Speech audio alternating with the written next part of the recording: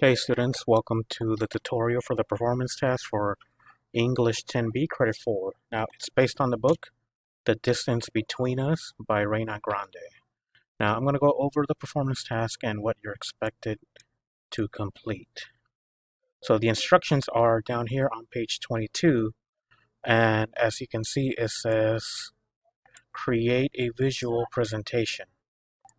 So you create a visual presentation using PowerPoint. We're going to use Google Slides.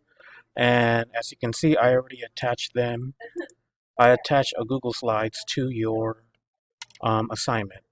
Now, one thing that you can do right here, it says your book club has a question about the current text you are reading, and more research is necessary. Now, what they want you to find, you will gather 2 or 3 sources and present to your club. Now, one thing that's very important is that you must have a specific claim or argument or question which you intend to discuss.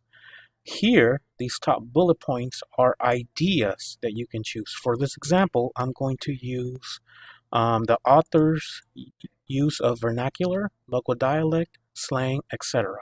Anything about the book. Now, when you open the book, for example, one thing our student wants to find out this word right here, piojosa. What does that mean? So one source that our student's going to use is going to use Google Dictionary. That can be a source. And he types in piojosa. And there's no word. All right, piojosa in English. Since it's a Spanish word, that didn't work also. So let's look for it here, just on a general Google search. There we go, in English. There it is. All right, and it says lousy. It's an adjective and it's lousy. Horrible, or things like that. Does it have a pronunciation? Piojosa. Piojosa. All right, so that's what we know. So you type your name here. So you just delete this and you type in your name. And you can leave this alone. Now, for your topic, since our topic was author's vernacular, you can just switch it to author's vernacular and just spell check. And then in a few sentences, describe your topic. Remember that your topic must be specific claim or question about the author or the story. So let's put that back. That way it's ready for you guys to use. An example, source 1. Our first source was this right here, Google. All right. We can either use Google or we can use SpanishDictionary.com. So let's go with that one. Let's go. We just feel better using this one. SpanishDictionary.com. All right. So when you go back to your PowerPoint, source 1, you can just add SpanishDictionary.com.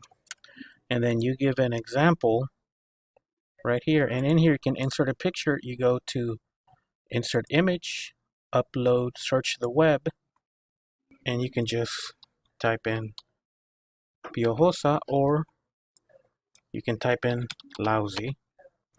And hopefully you find something that matches.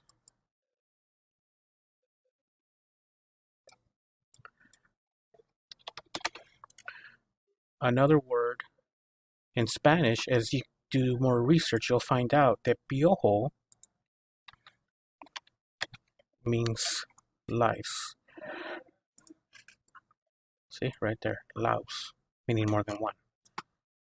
So you can also use that. You can use one of these pictures. You just kind of double click on it and it should insert the picture. And then you can just copy, or you can just move it around and then tap your example here. Now you're going to do the same. You find a second source.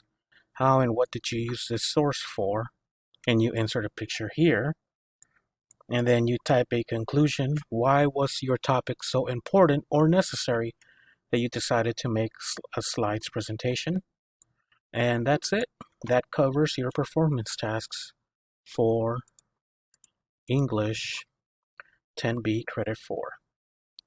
If you have any questions, just leave a comment and we will answer them as soon as possible.